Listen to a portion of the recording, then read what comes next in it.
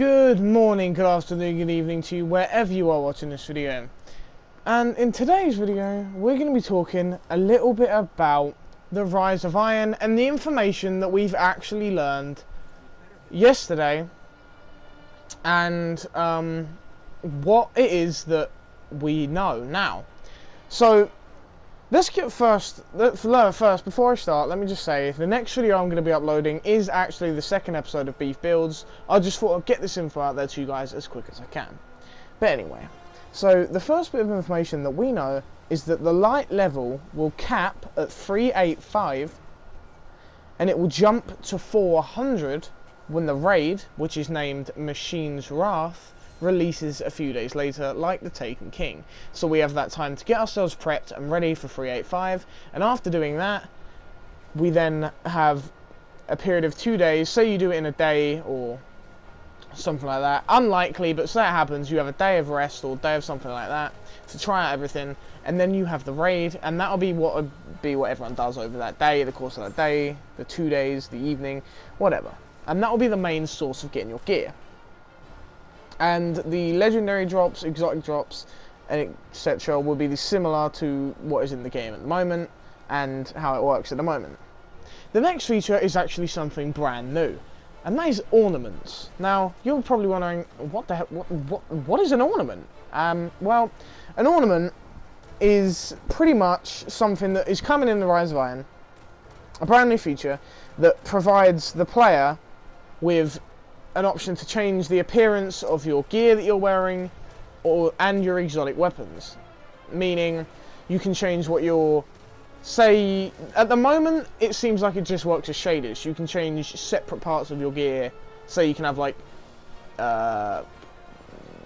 double Banshee, which is that all-blue shader, on your arms. And then you have Glowhoo on your body, something like that. And the same with exotic weapons, like you can just change the colour of your guns. But that's what we're going off at the moment because we don't know too much about that. But don't take me for granted on that in case I'm wrong.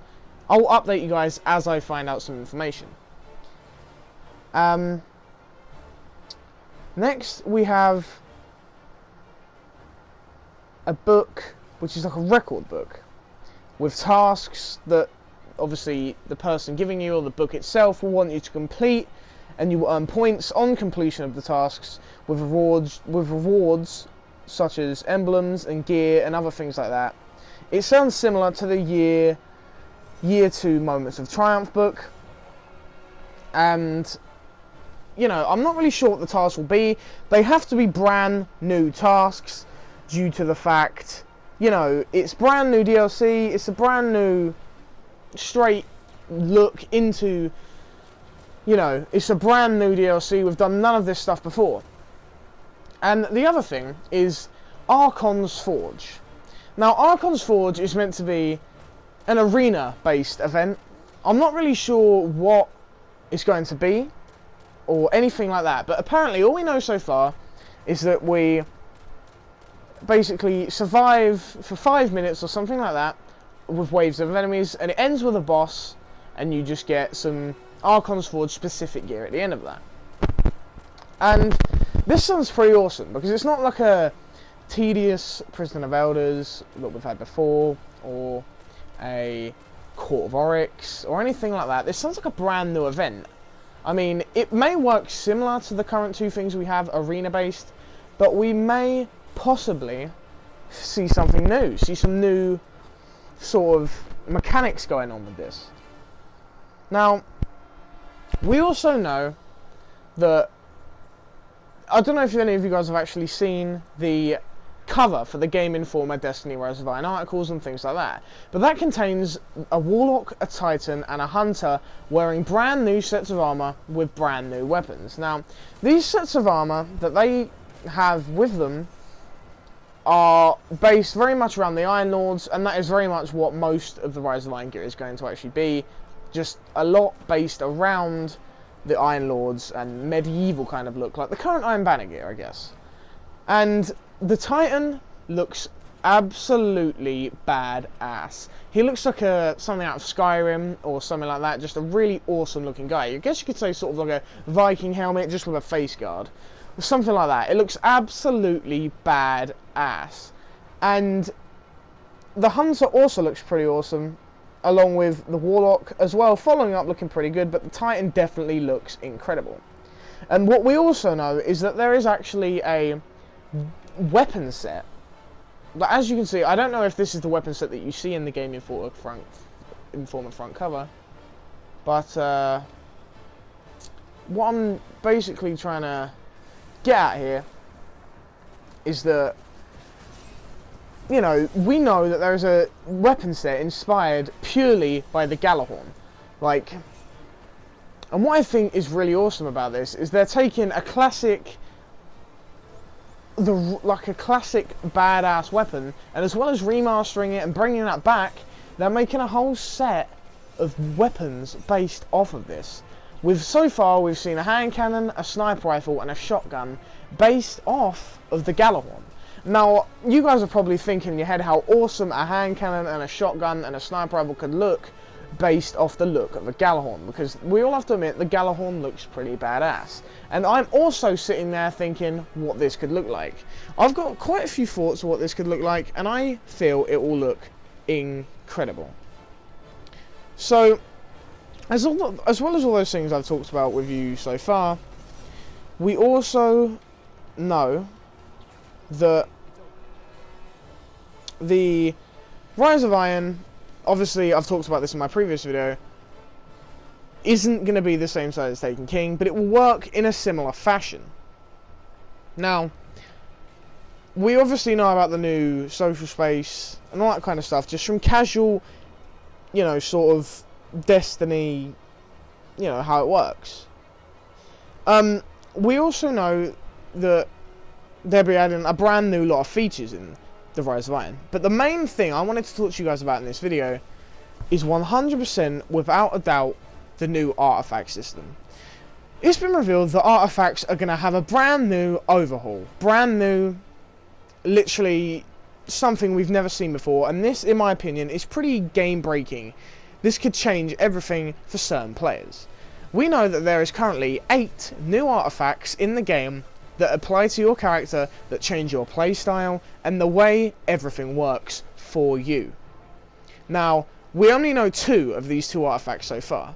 The first artifact grants you the ability that once you have this equipped, when you melee an enemy or a hostile, whatever,